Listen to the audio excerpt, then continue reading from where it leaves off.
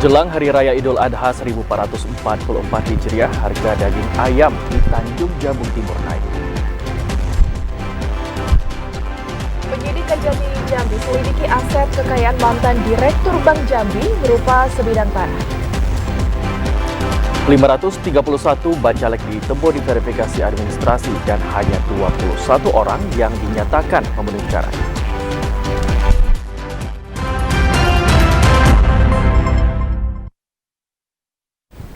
Assalamualaikum warahmatullahi wabarakatuh pemirsa. Terima kasih Anda masih setia menyaksikan Jambi hari ini dalam edisi 22 Juni 2023. Selain 3 berita utama tadi, redaksi kami juga telah menyiapkan sejumlah informasi penting dan menarik lainnya untuk Anda. Bersama saya Habib Wijaya. Dan saya Rahmadani Putri, inilah Jambi hari ini selengkapnya.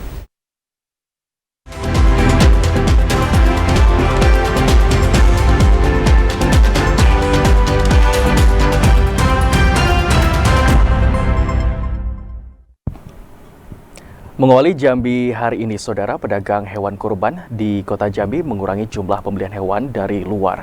Hal ini dilakukan sebagai bentuk antisipasi penularan penyakit pada hewan kurban. Para pedagang hewan kurban di Kota Jambi lebih berhati-hati menerima pasokan hewan kurban dari luar daerah. Hal tersebut untuk mengantisipasi penularan penyakit pada hewan kurban yang akan dijual.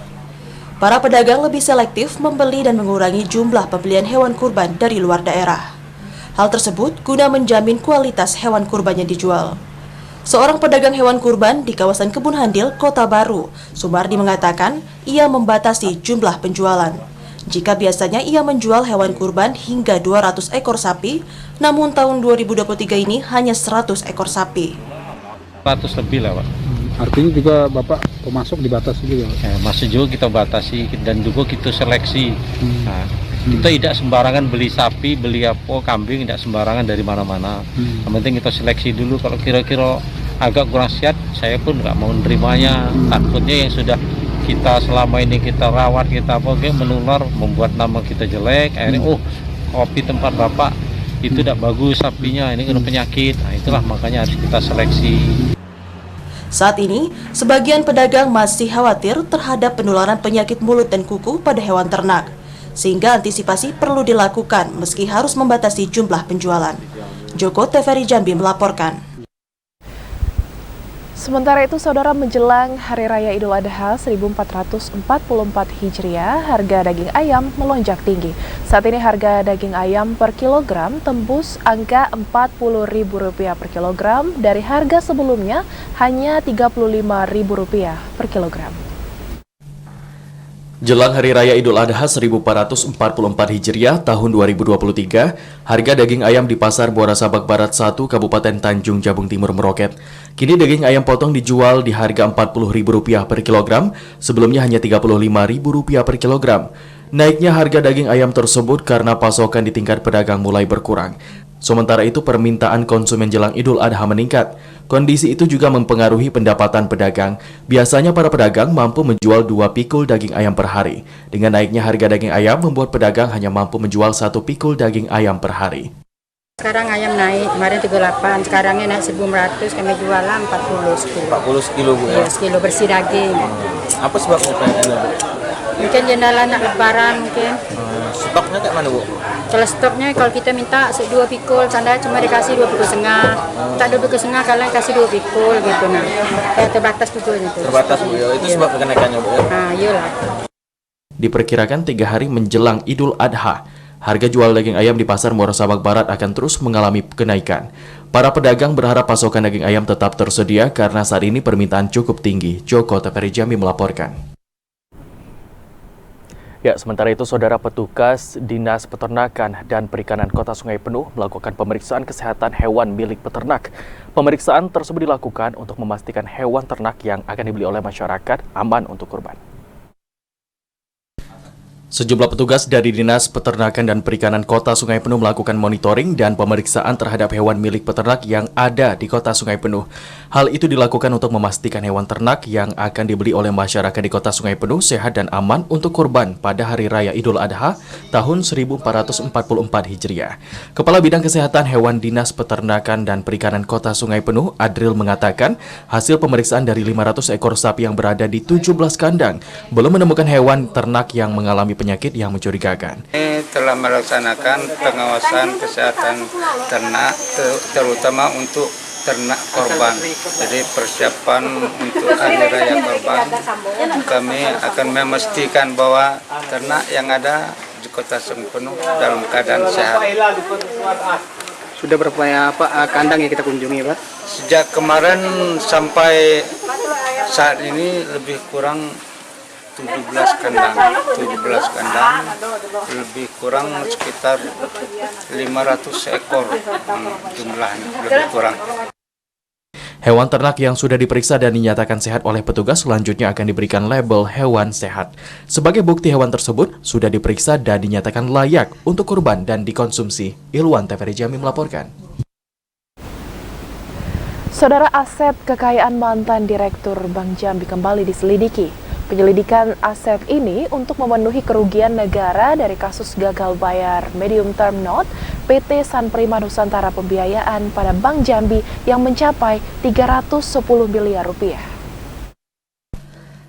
Penyidik Kejati Jambi saat ini tengah mengusut aset milik tersangka kasus tindak pidana korupsi dan tindak pidana pencucian uang gagal bayar medium term note PT Sanprima Nusantara Pembiayaan pada Bank Jambi.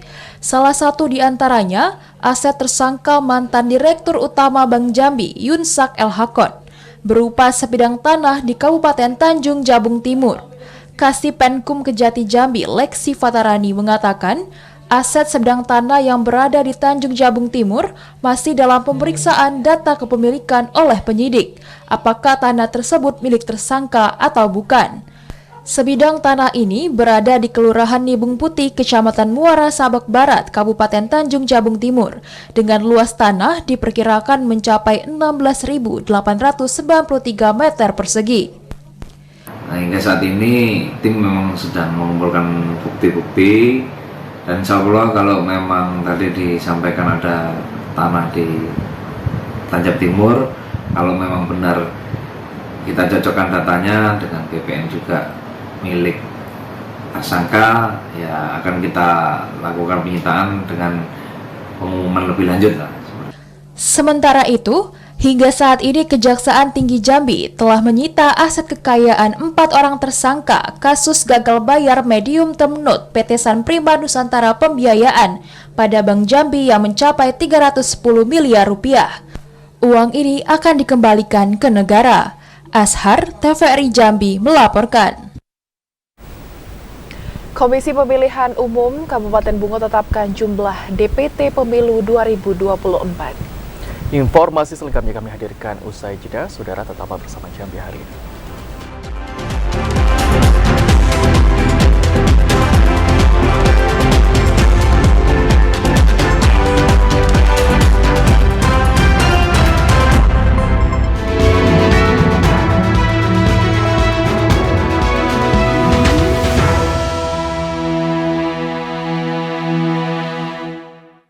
Saudara, Anda menyaksikan Jambi hari ini dalam segmen menuju pemilu 2024. Komisi Pemilihan Umum Kabupaten Bungo menetapkan jumlah DPT pemilu 2024 yakni sebanyak 260.469 mata pilih. Jumlah DPT terbanyak terdapat di Kecamatan Pelepat Ilir yang sedikit disumbang dari Kecamatan Batin 2 Pelayang. Ketua Komisi Pemilihan Umum Kabupaten Bungo, Armidis, mengatakan, hasil rapat pleno terbuka rekapitulasi penetapan DPT, pihaknya menetapkan daftar pemilih tetap untuk Kabupaten Bungo berjumlah 260.469 mata pemilih. Dengan rincian 131.081 pemilih laki-laki dan 129.388 pemilih perempuan. Jumlah mata pilih itu tersebar di 17 kecamatan, 153 desa dan kelurahan. Sedangkan untuk TPS berjumlah 1.070. Tahapan pemilu pemilu 2024, yaitu penetapan DPT untuk pemilu 2024. Alhamdulillah berjalan dengan baik. Adapun angka yang ditetapkan tadi di dalam sidang pleno penetapan DPT, yaitu jumlah kecamatan se-Kabupaten Bungo itu ada 17. Untuk jumlah desa dan kelurahan yaitu 153. Setelah itu jumlah TPS 1070, jumlah pemilih laki-laki 131.081, jumlah pemilih perempuan 129.388. Maka jumlah keseluruhan 260.469. Sebelum penetapan DPT ini, pihak KPU Bungo juga sudah melakukan serangkaian proses, mulai dari data DP4 dari Kemendagri, kemudian melakukan pemutakhiran pemilih lewat kegiatan coklit di 1070 tempat pemungutan suara. Selanjutnya diterbitkan daftar pemilih sementara dan sudah mendapat tanggapan dari masyarakat. Selain itu, sebelum penetapan DPT juga telah dilakukan rapat pleno dari tingkat PPS dan PPK. Dan pihak KPU Bungo juga telah melakukan analisis kegandaan pemilih, baik pemilih antar kota dalam provinsi atau kegandaan lintas provinsi dan luar negeri. Pihak KPU juga sudah memastikan berapa jumlah pemilih pemula yang akan berumur 17 tahun pada Februari 2024 dengan bekerjasama pihak Dukcapil untuk melakukan perekaman KTP elektronik. Muhriandi, TVRI Jambi melaporkan. Saudara, Komisi Pemilihan Umum Kabupaten Tebo menggelar rapat pleno rekapitulasi dan penetapan daftar mata pilih tetap untuk pemilu 2024. Untuk jumlah DPT di Kabupaten Tebo 262.261. Komisi Pemilihan Umum Kabupaten Tebo menggelar rapat pleno pada Rabu 21 Juni 2023 kemarin. Dari daftar mata pilih tetap yang disampaikan mengalami penurunan jika dibandingkan dengan daftar pemilih sementara hasil perbaikan atau DPSHP. Ketua KPU Kabupaten Tebo Atiul Fuadiah mengatakan selisih jumlah DPT tersebut 157 pemilih. Saat DPSHP lalu, KPU Kabupaten Tebo menetapkan 262.418 pemilih. Sedangkan jumlah DPT yang ditetapkan hari ini 262.261 pemilih. Atiul menegaskan jumlah tersebut bersifat final, namun masih ada peluang bagi masyarakat yang belum terakomodir dalam DPT untuk mencoblos di hari pemilihan, yaitu dengan dimasukkan ke dalam daftar pemilih khusus atau DPK bagi yang menggunakan KTP elektronik, dan sedangkan untuk jumlah tempat pemungutan suara tidak mengalami perubahan dari pleno DPSHP lalu, yaitu 1044. Bandingannya 157. Kalau kita DPSHP kemarin adalah 262.418, kemudian kalau DPT adalah 262.261. Pengurangan ini kriterianya apa, Kak? Kriterianya yang pertama yang jelas ada terbitnya surat kematian yang disampaikan dari Capil, kemudian ada pemilu ganda, kemudian juga pemilih ganda, kemudian ada juga yang namanya perpindahan dan domisili. Jumlah ini final ya, atau ada pleno lagi? Final, ini sudah final. Kalaupun nanti misalkan ada yang belum masuk, kan seperti kita sepakat bersama bahwasanya nanti akan masuk dalam DPK. Sementara itu, Ketua Badan Pengawas Pemilu Kabupaten Tebo, Paridatul Husni, mengaku memang terjadi selisih antara daftar mata pilih tetap dan daftar mata pilih sementara hasil perbaikan beberapa waktu lalu. Selisihnya sekitar 1.761 penurunan dari DPSHP ke DPT. Kalau data dari kita sendiri? Dari hasil pleno tingkat kecamatan, itu teman-teman di kecamatan memang ada perubahan. Tentunya di pleno tingkat kabupaten, karena apa? Ini ada perubahan karena dia ada perbaikan data ketika selesai daripada pleno di kecamatan. Ya, jadi ini perubahan ini mereka mempunyai alasan bahwa ini ada yang tentunya ganda dan tentunya ada mati, meninggal, tentunya sudah menerima surat tentunya baik itu surat kematian.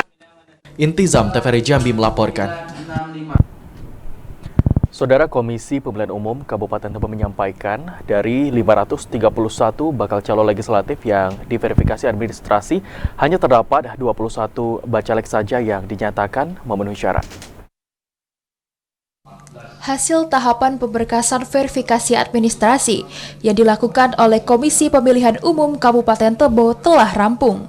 Ketua KPU Kabupaten Tebo, Atiul Fuadiah mengatakan, dalam proses tersebut, dari 531 bacalek Kabupaten Tebo, hanya 21 bacalek yang dinyatakan memenuhi syarat. Sedangkan sisanya 510 bacalek dinyatakan belum memenuhi syarat. Atiul menyampaikan, permasalahan yang banyak ditemukan terkait legalisir ijazah. Selain itu, tim verifikasi administrasi juga menemukan surat keterangan bebas narkoba bacalek dipergunakan lebih dari 1 orang. Semua partai politik bahwasannya untuk bacalek yang hari ini belum masih BMS, belum memenuhi syarat, artinya segera mungkin syarat apa yang belum terpenuhi itu segera dipenuhi sebelum nanti dibuka pada tanggal 24 Juli itu silon ini dibuka. Data dari kita berapa yang memenuhi syarat? Yang memenuhi syarat baru 21 orang. Iya, dari 531, jadi sebanyak 510 yang belum memenuhi syarat. Sementara itu, sistem informasi pencalonan atau silon bacalek bisa diakses oleh tim ITE dari partai politik, terhitung dari 24 Juni hingga 9 Juli 2023. Rentang waktu tersebut dapat dimanfaatkan partai politik untuk segera melakukan perbaikan. Intizam, TVRI Jambi melaporkan.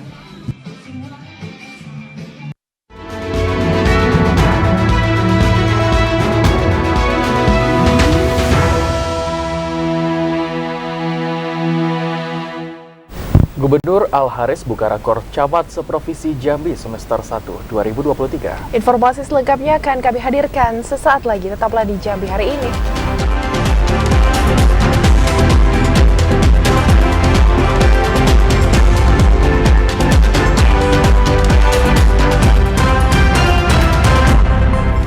Anda masih setia menyaksikan Jambi hari ini dalam segmen advertorial.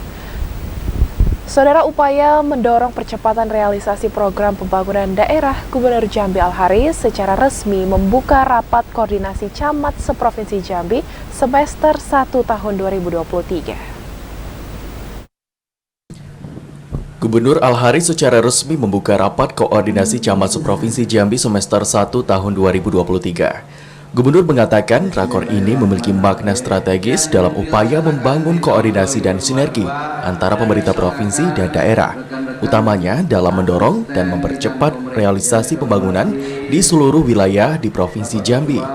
Melalui peran aktif camat, pelaksanaan program pembangunan maupun pelaporan program pembangunan yang telah dilaksanakan di daerah akan termonitor dengan baik. Gubernur menekankan selain harus mampu menginventarisir kendala-kendala dalam pelaksanaan program pembangunan di kecamatan, para camat juga diminta untuk proaktif memantau pelaksanaan program Dumisake agar optimal. Dukungan dalam menjalankan program strategis pusat mulai dari strategi pengendalian inflasi, penurunan stunting, penuntasan kemiskinan ekstrim hingga pemilu damai. Al-Haris berharap pembangunan koordinasi ini ditargetkan mampu menghasilkan kinerja yang maksimal untuk mendorong percepatan pemajuan daerah. Nah, ini semua menjadi tugas-tugas camat sebagai pimpinan kecamatan. Camat dan kepala desa adalah tombak di lapangan nanti yang langsung melihat bagaimana potensi-potensi yang ada di mereka. Jadi oleh karena itu kita berharap semua tingkatan kepala desa, kepala dusun, kepala desa, camat, semuanya fokus kita menata daerah masing-masing persiapan pemilu 2024 termasuk pengendalian inflasi, stunting, dan juga kemiskinan. Nah, ini semuanya mesti menjadi fokus perhatian daripada camat semuanya. Pada kesempatan tersebut, Gubernur Al-Haris secara simbolis menyerahkan bantuan keuangan bersifat khusus senilai 50 juta rupiah untuk 144 kecamatan, serta menyerahkan santunan program jaminan kematian dari BPJS Ketenagakerjaan Cabang Jambi kepada sejumlah penerima, dengan nilai manfaat sebesar 42 juta rupiah. Randy Arta, TVRI Jambi melaporkan. Bertujuan meningkatkan kualitas kinerja pemerintah guna mencapai visi misi Jambi Mantap, Gubernur Jambi Al-Haris melantik dan mengukuhkan sebanyak 13 orang pejabat eselon 2 di lingkup pemerintah Provinsi Jambi. Di bawah kepemimpinan Gubernur Al-Haris dan Wakil Gubernur Abdullah Sadi, pemerintah Provinsi Jambi terus berupaya melakukan perbaikan tata kelola organisasi perangkat daerah guna meningkatkan layanan bagi masyarakat. Hal tersebut sesuai misi pertama pemerintah, yakni memantapkan tata kelola pemerintahan untuk mewujudkan Jambi Mantap. Guna menjawab tantangan tersebut, pemerintah kembali melakukan penyegaran dengan melantik dan mengukuhkan 13 orang pejabat eselon 2 di lingkup pemerintah Provinsi Jambi. Dengan rincian 11 orang pejabat dilantik di jabatan baru, kemudian 2 orang pejabat lainnya dikukuhkan pada jabatan yang sama setelah dinilai berhasil menjalankan amanah pada jabatan tersebut selama 5 tahun. Pelantikan dan pengukuhan yang diselenggarakan di auditorium Rumah Dinas Gubernur Jambi itu dilakukan langsung oleh Gubernur Jambi Al-Haris. Gubernur mengatakan rotasi tersebut merupakan hal yang biasa. Tujuan utamanya adalah untuk meningkatkan kualitas capaian kerja pemerintah. Seluruh pejabat yang dilantik dan dikukuhkan langsung diminta untuk segera bekerja dengan baik agar berdampak positif pada peningkatan kualitas kinerja pemerintah. Dalam rotasi itu biasa, karena ibarat kita ini bekerja kemudian sebagai tukang rumah, dan kita perlu tukang-tukang yang profesional, bekerjanya profesional, gitu kan? Jadi tukang-tukang yang bekerja dengan baik, kemudian juga mampu menjabarkan semua arah-arahan pimpinan dan mampu untuk berhubungan baik dengan bawahannya dengan baik. Jadi ada hubungan horizontal, ada vertikal, kan? Nah ini saya kira perlu dijabarkan oleh para pejabat di Provinsi Jambi. Nah kita mengakui bahwa kita ini provinsi, persaingannya dengan provinsi-provinsi lain, gitu kan? Karena itu kita perlu SDM yang baik, yang bagus. Al-Haris berharap melalui pelantikan dan pengukuhan yang kembali dilakukan mampu memaksimalkan penyelesaian target kerja pemerintah guna mewujudkan percepatan pembangunan sesuai visi misi Jambi Mantap. Dari Arta, TVRI Jambi melaporkan. Saudara, jelang Hari Raya Idul Adha 1444 Hijriah, pemerintah Kabupaten Sarolangun menggelar operasi pasar murah bersubsidi. Kegiatan yang dipusatkan di Laman Basomo, Kelurahan Dusun Sarolangun, dibuka langsung pejabat Bupati Sarolangun, Bahril Bakri. Mengantisipasi kenaikan harga kebutuhan pokok menjelang perayaan Hari Raya Idul Adha 1444 Hijriah, pemerintah Kabupaten Sarolangun melalui Dinas Koperasi Perdagangan dan UMKM menyelenggarakan operasi pasar murah. Kegiatan ini dilakukan serentak di 2 titik, yakni di Kecamatan Sarolangun dan Kecamatan Batin 8. Pemerintah kabupaten menyiapkan 1.600 paket sembako, berisi beras 5 kg, 1 kg gula pasir, dan 1 liter minyak goreng. Harga satu paket sembako tersebut bernilai Rp100.000 dan disubsidi pemerintah kabupaten Rp40.000. Artinya masyarakat hanya membayar Rp60.000 untuk satu paket. Pejabat Bupati Sarolangun Bahril Bakri mengatakan hingga hari ini inflasi di Kabupaten Sarolangun masih terkendali. Kendati demikian, operasi pasar murah tetap dilaksanakan sebagai upaya pemerintah daerah melakukan intervensi harga, agar harga pangan di pasaran bisa terjangkau oleh masyarakat. Selain itu, operasi pasar pangan murah ini bertujuan untuk menjaga stabilitas pasokan dan harga pokok di tingkat konsumen. Adalah program dari Dinas Perindakop ya, dalam kaitan kita mau menghadapi Lebaran Haji ya. Kami pemerintah daerah melakukan operasi pasar subsidi. Ada 3 jenis makanan ya. Iya, Pak. Ada beras, ada beras, minyak goreng, gula. Bagaimana tekanan masyarakat dalam menghadapi Idul Adha ini, sehingga ini meringankan mereka yang memenuhi kebutuhan pangan mereka, terutama bahan pangan yang sangat berpengaruh terhadap inflasi. Pejabat Bupati Sarolangun Bahril Bakri juga menyampaikan ucapan terima kasih atas terselenggaranya operasi pasar murah. Diharapkan adanya operasi pasar murah ini bisa dirasakan manfaatnya oleh masyarakat menjelang Hari Raya Idul Adha tahun 2023 ini. Eriko Sundadi, TVRI Jambi melaporkan. Tidak hanya itu, Saudara, Dinas Ketahanan Pangan Provinsi Jambi menggelar pasar murah di Kabupaten Tanjung Jabung Timur. Kegiatan itu bertujuan untuk menekan lonjakan harga bahan pokok menjelang Idul Adha 1444 Hijriah. Pemerintah Provinsi Jambi melalui Dinas Ketahanan Pangan Provinsi Jambi menggelar pasar murah jelang Idul Adha 1444 Hijriah tahun 2023. Kegiatan tersebut bertujuan untuk menekan lonjakan harga bahan pokok agar tetap stabil. Kegiatan kali ini, Dinas Ketahanan Pangan Provinsi Jambi bekerja sama dengan pemerintah Kabupaten Tanjung Jabung Timur. Kegiatan tersebut digelar di Pasar Murah Sabak Barat 1, Kamis pagi 22 Juni 2023. Sejumlah bahan pokok seperti cabai rawit, cabai merah, bawang merah, minyak goreng, beras, dan telur dijual murah di bawah harga pasar. Salah satunya cabai merah dijual Rp23.000 per kilogram, sedangkan harga di pasar mencapai Rp28.000 per kilogram. Seperti tadi telur, biasanya kalau telur satu butirnya 2.000, kalau di sini kita jual 1.800 rupiah. Kemudian ada juga bawang, kemudian cabai merah dan beberapa komoditi lainnya yang memang harganya semua di bawah harga pasar. Satu pekan jelang Idul Adha, Dinas Ketahanan Pangan terus melakukan pasar murah di kabupaten kota di Provinsi Jambi sehingga harga bahan pokok bisa tetap stabil. Gerakan Pangan Murah adalah salah satu produk dari Badan Pangan Nasional yang diimplementasikan kepada provinsi dan kabupaten kota untuk melaksanakannya dalam rangka stabilisasi harga terhadap pangan pokok strategis menjelang HBKN Idul Adha 1444 Hijriah.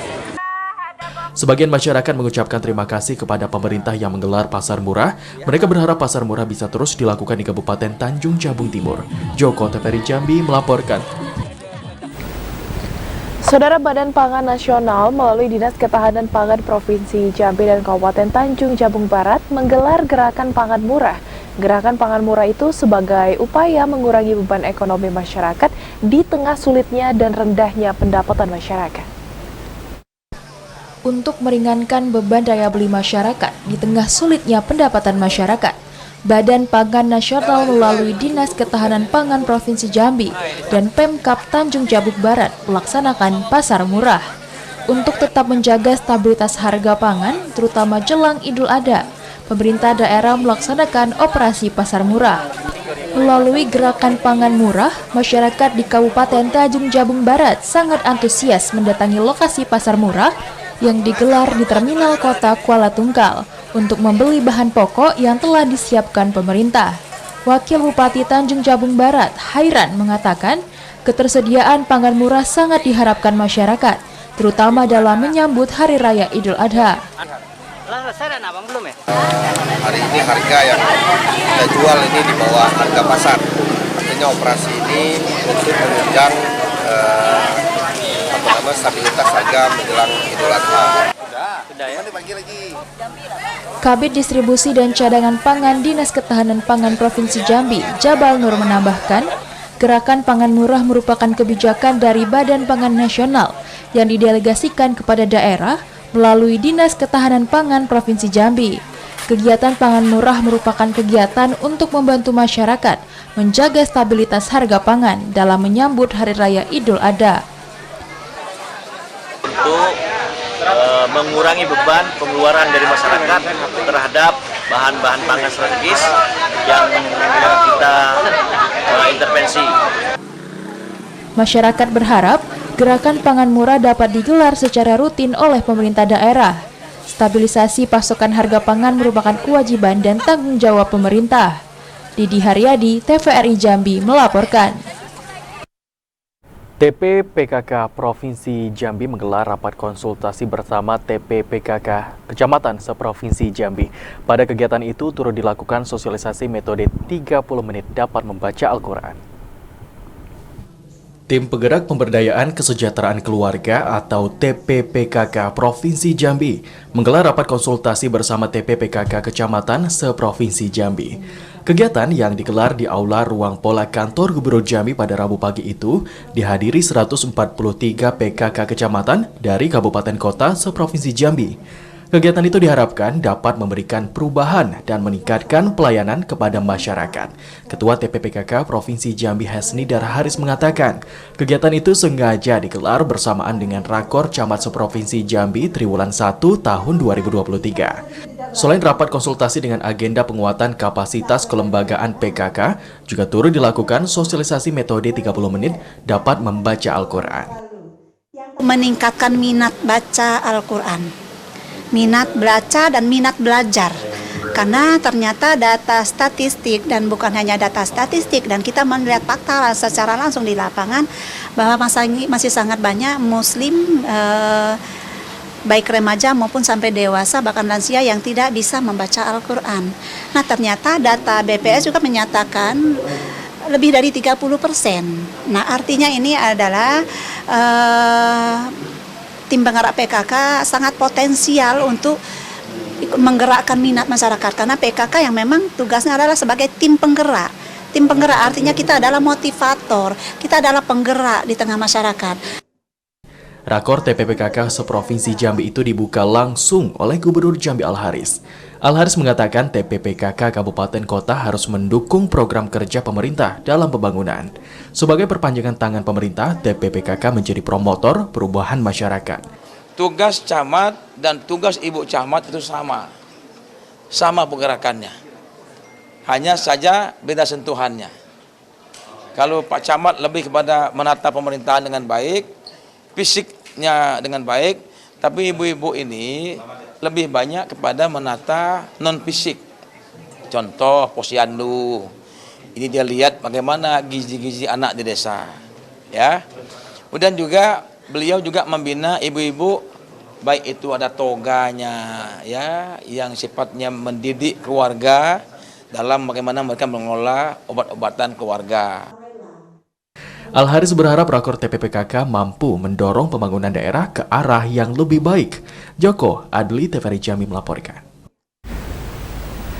Saudara, dalam mengusung tema gerakan bersama mewujudkan Jambi cerdas dan Jambi Islami melalui pemberantasan buta aksara Al-Quran, tim penggerak PKK Provinsi Jambi menggelar pengajian pengenalan cara baca Al-Quran untuk kaum ibu.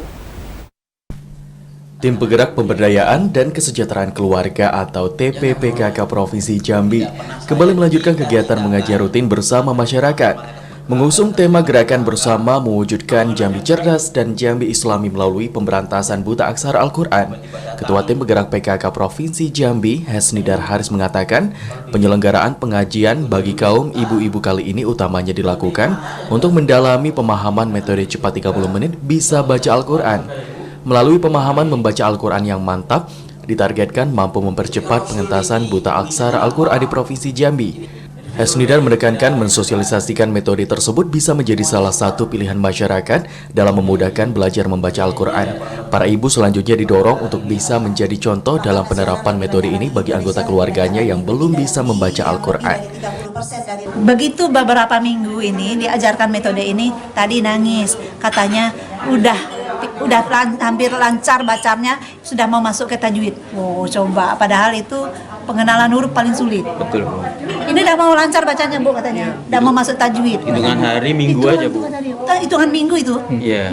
Padahal biasanya itu bisa tahunan. Iya, baru bisa baca, Bu. Iya, baru bisa 2 tahun, bisa 3 tahun baru bisa masuk ke huruf-huruf yang bersambung-sambung gitu. Iya, betul. Ini bisa langsung paham karena fokus pada cirinya. Masya Allah. Artinya dengan pengenalan kemudahan kepada masyarakat ini bisa mengajak keluarga untuk belajar baca Al-Quran. Nah, kita yang sudah bisa membaca Al-Quran bisa mendampingi keluarga yang tidak bisa baca, karena ini sesungguhnya bisa untuk belajar mandiri. Tapi kita yang bisa membaca Al-Quran mendampingi itu lebih baik, lebih mudah, lebih sempurna, gitu.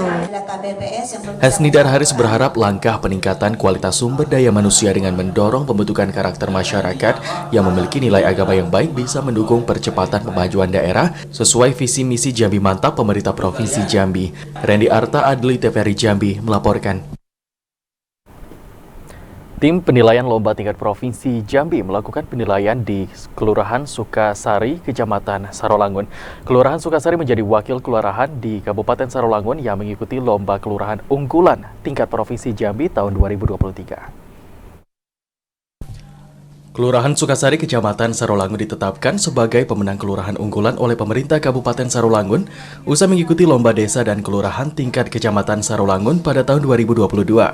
Sebagai pemenang lomba, Kelurahan Sukasari menjadi perwakilan Kabupaten Sarolangun pada ajang lomba kelurahan tingkat Provinsi Jambi. Pejabat kedua tim penggerak PKK Kabupaten Sarolangun, RR Indah Dewi Pangesti, dalam sambutannya menyampaikan ucapan selamat datang kepada ketua tim penilaian beserta rombongan yang datang ke Kelurahan Sukasari. Kedatangan tim itu untuk melaksanakan tugas dalam melakukan penilaian objek-objek pokok.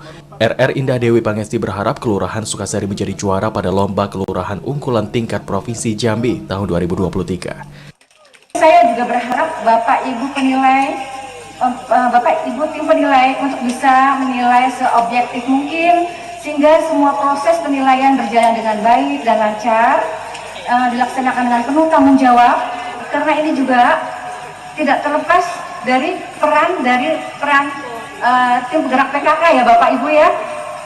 Saya mengucapkan terima kasih dan apresiasi sebesar-besarnya kepada rekan-rekan saya ya, saya sebagai ketua tim penggerak kabupaten atas semua kerja keras ibu-ibu tim penggerak PKK kabupaten, kecamatan dan kelurahan. Ketua tim penilai Basri mengatakan ada beberapa poin yang menjadi prioritas penilaian, salah satunya mengutamakan program pemberdayaan masyarakat dan pelayanan publik. Kelurahan Sukasari saat ini masuk 3 besar kelurahan unggulan di Provinsi Jambi. Bagaimana pelayanan di dalam kelurahan, pelayanan sudah berbasis e-government, e-office, artinya tidak perlu lagi masyarakat datang ke kantor. Masyarakat bisa dilayani cukup di rumah. Ini yang kami harapkan, itu yang pertama. Yang kedua adalah kemasyarakatan. Kemasyarakatan ini lebih kepada keaktifan, menggerakkan potensi masyarakat itu untuk saling bergotong royong. Penilaian kelurahan unggulan itu dihadiri Kepala Dinas PMD Sarolangun, Lurah dan Camat Sarolangun, tokoh masyarakat dan agama, serta pengurus PKK tingkat kabupaten, kecamatan, dan kelurahan. Edi Kusnadi, TVRI Jambi melaporkan. Saudara, Ikatan Cendekiawan Muslim se-Indonesia Provinsi Jambi melaksanakan pelantikan dan pengukuhan pengurus baru periode 2023 hingga 2028. Pelantikan ini dilakukan oleh Wakil Ketua Umum ICMI Pusat Jafar Hafsah. Wakil Ketua Umum ICMI Pusat Jafar Hafsah melantik dan mengukuhkan kepengurusan ICMI Orwil Jambi periode 2023-2028 di Rumah Dinas Gubernur Jambi tadi malam. Jafar Hafsah mengatakan 350 orang pengurus ICMI Orwil Jambi yang dilantik dapat mengambil peran dalam berbagai lini kehidupan untuk membangun Provinsi Jambi. ICMI Jambi ini ya adalah yang termasuk yang papan atas provinsi ya, ICMI provinsi. Alhamdulillah pada malam ini adalah pelantikan untuk bagi ketua umum itu untuk periode yang kedua kalinya. Terpilih untuk ketiga kalinya sebagai Ketua ICMI Provinsi Jambi periode 2023-2028, Profesor Muhtar Latif. Dalam sambutannya, Profesor Muhtar Latif mengatakan, kepengurusan ICMI periode ini akan lebih menekankan pada kondisi daerah, yakni salah satunya pemberantasan buta aksara Al-Quran. Profesor Muhtar menjelaskan, 30% masyarakat di Provinsi Jambi masih buta aksara Al-Quran. Oleh karena itu, program unggulan berantas buta aksara Al-Quran ini akan dilakukan kerjasama bersama dengan PKK Provinsi Jambi. Cendekia adalah mereka yang peduli, mereka yang terbuka matanya untuk membuka, untuk memberikan ruang, untuk mencerdaskan, meningkatkan, mengembangkan, dan memberikan kepedulian yang sepenuhnya terhadap lingkungan secara empatik. Sehingga dengan keterbukaan mata hati, mata fisik, mendengar dan juga mengulurkan tangan dengan keikhlasan untuk membantu umat, bangsa, dan negara, itulah cendekia. Sementara itu, Gubernur Jambi Al-Haris mengajak pengurus ICMI ke depan untuk bersama-sama membangun dan meningkatkan kualitas SDM dan perbaikan ekonomi umat. Peran ICMI ke depan banyak hal yang kita bisa buat bersama-sama. Ya, apalagi ICMI ini konsennya pertama adalah SDM umat, yang kedua ekonomi umat. Nah, dua ini kan hal yang prinsip di masyarakat. Dan itu pasti jadi visi misi semua gubernur Indonesia, saya kira. Bicara SDM, bicara ekonomi kan dua hal yang prinsip dasar. Nah, maka kita dukung semua langkah-langkah ISMI ke depan, program-programnya yang baik itu kita dukung. Kita akan support dan kita berharap ISMI juga tangan kami di masyarakat ke depannya. Dalam acara itu juga dihadirkan penemu metode cara cepat baca Al-Quran dalam 30 menit. Metode ini akan berkolaborasi antara IJMI, pemerintah Provinsi Jambi, dan PKK Provinsi Jambi. Mardon Junaidi, Yazid Santoso, TVRI Jambi melaporkan. Kanwil Kemenag Provinsi Jambi pastikan 1 kursi kuota haji tambahan kosong. Informasi selengkapnya akan kami hadirkan sesaat lagi, tetaplah di Jambi hari ini.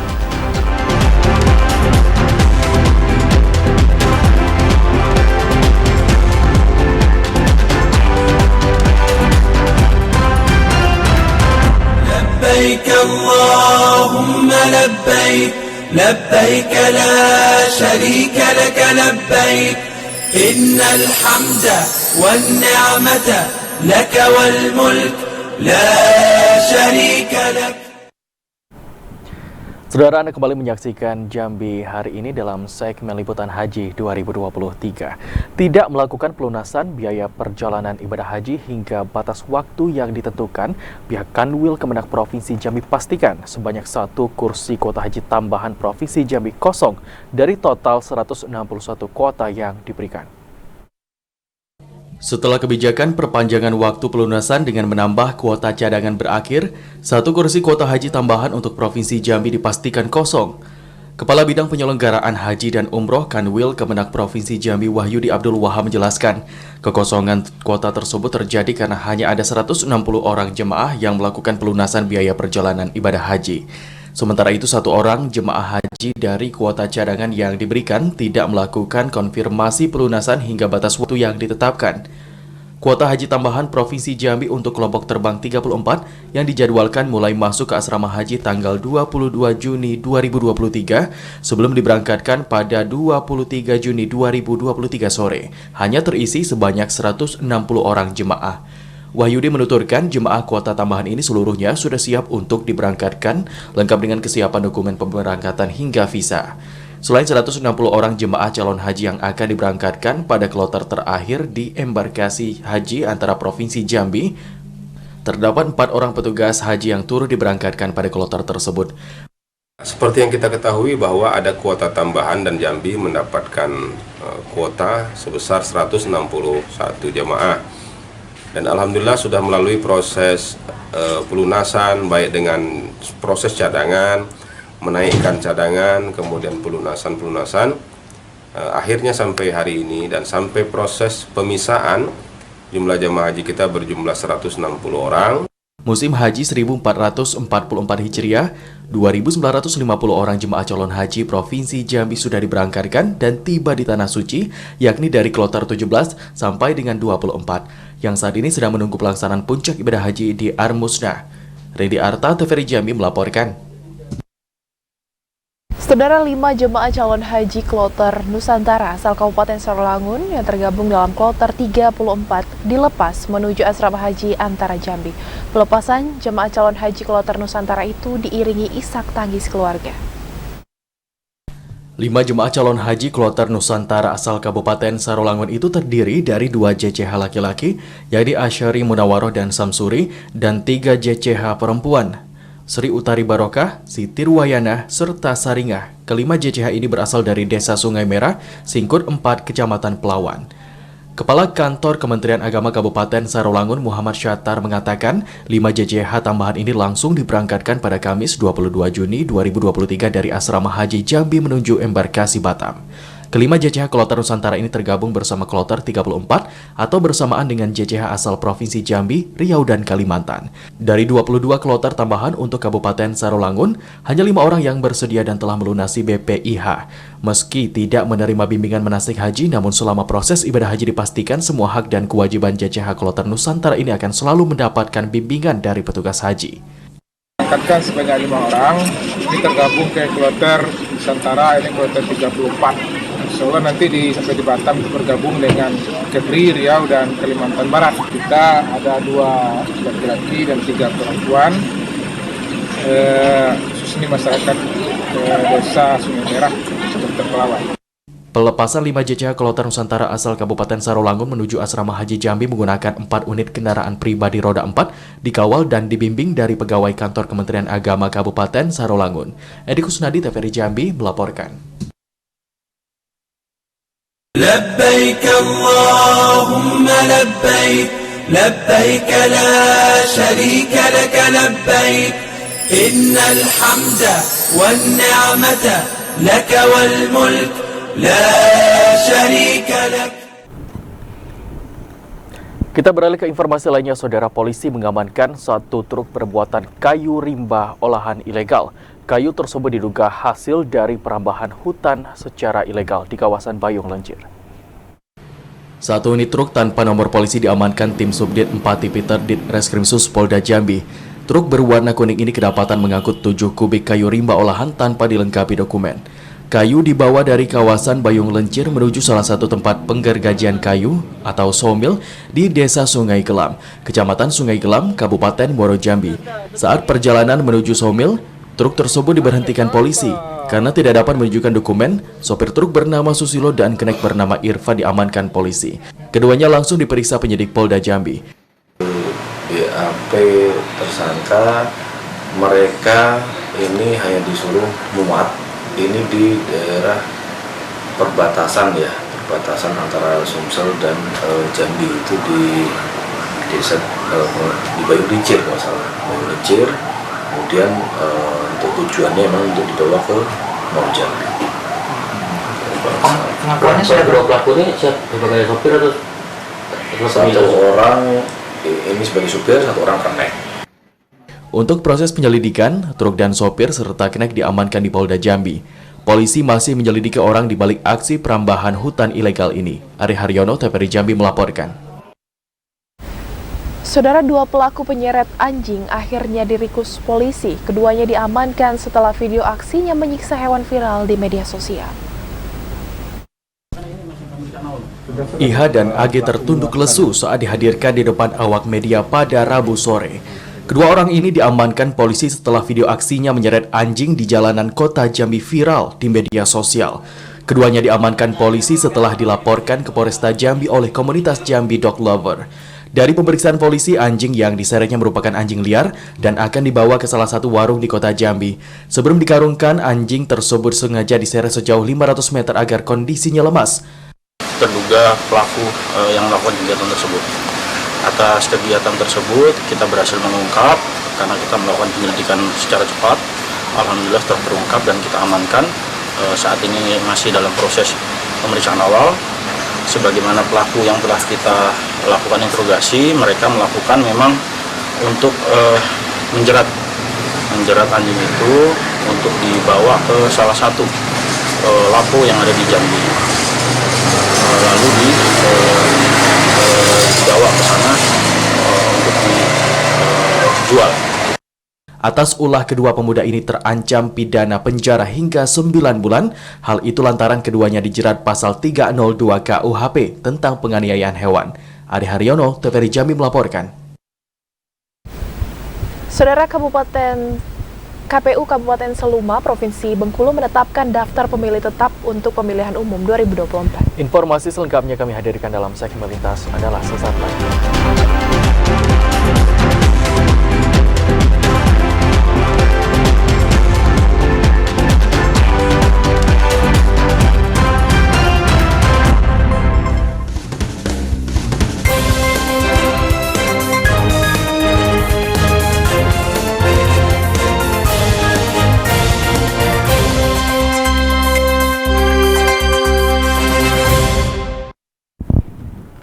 Saudara, Anda menyaksikan Jambi hari ini dalam segmen Lintas Andalas dari Provinsi Bengkulu. Saudara, Komisi Pemilihan Umum Kabupaten Seluma menetapkan daftar pemilih tetap untuk pemilihan umum 2024 dan tercatat terdapat 156.000 warga Seluma menjadi pemilih tetap.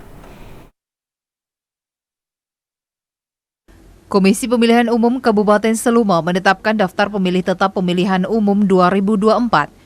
Berdasarkan hasil pleno KPU, sebanyak 156.754 warga Seluma masuk dalam daftar pemilih tetap yang terdiri dari 80.000 pemilih laki-laki dan 76.000 lebih pemilih perempuan. Penetapan ini telah melewati proses berjenjang mulai dari pendataan dari tingkat desa dan kelurahan, kemudian dilanjutkan ke tingkat kecamatan. Penambahan dan pengurangan jumlah pemilih didasari pertambahan penduduk, kematian, hingga perubahan domisili.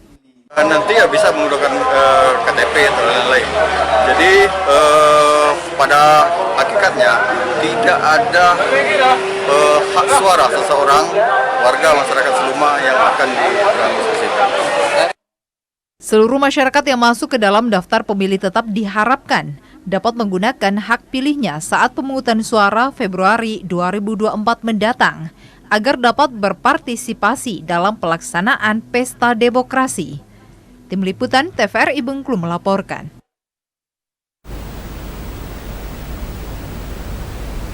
Informasi selengkapnya dari Provinsi Bengkulu, Saudara. Petugas Polsek Padang Ulak Tanding menangkap 1 dari 3 terduga pelaku begal yang kerap beraksi di Jalan Lintas Curug, Lubuk Linggau.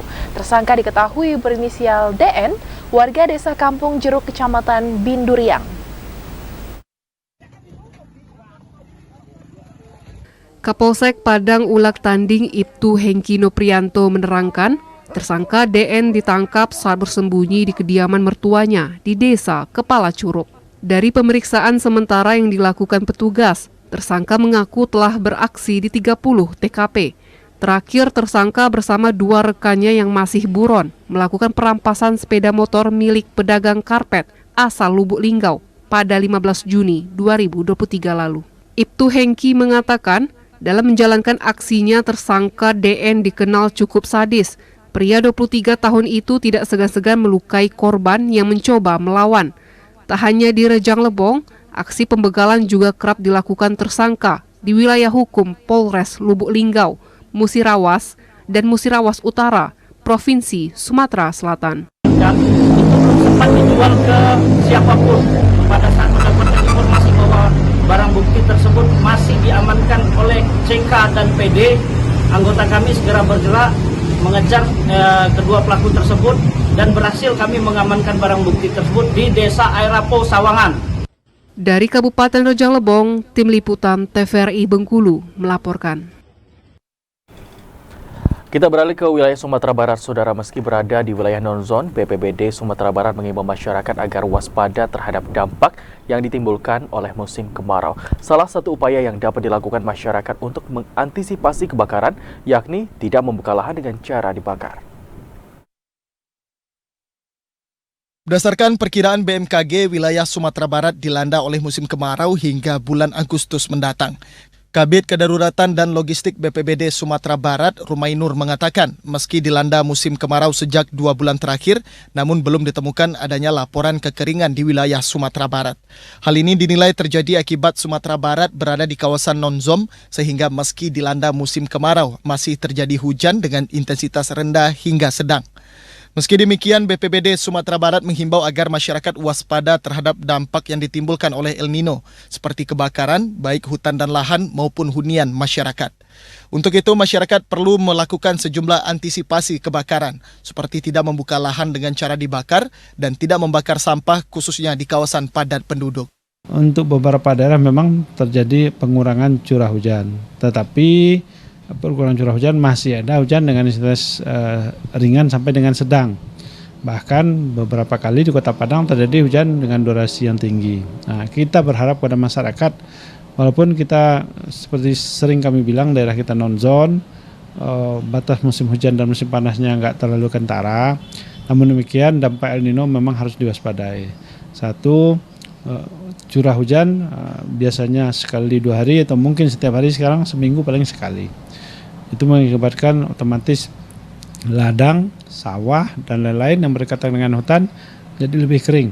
Sementara itu, BPBD Sumatera Barat mencatat sejumlah daerah di Sumatera Barat berpotensi terjadi kebakaran hutan dan lahan, khususnya di kawasan lahan gambut seperti di Agam, Pesisir Selatan, Solok Selatan, Sijunjung, Damasraya, dan Pasaman. Irwan Santoso, Joni Sartika, TVRI Sumatera Barat.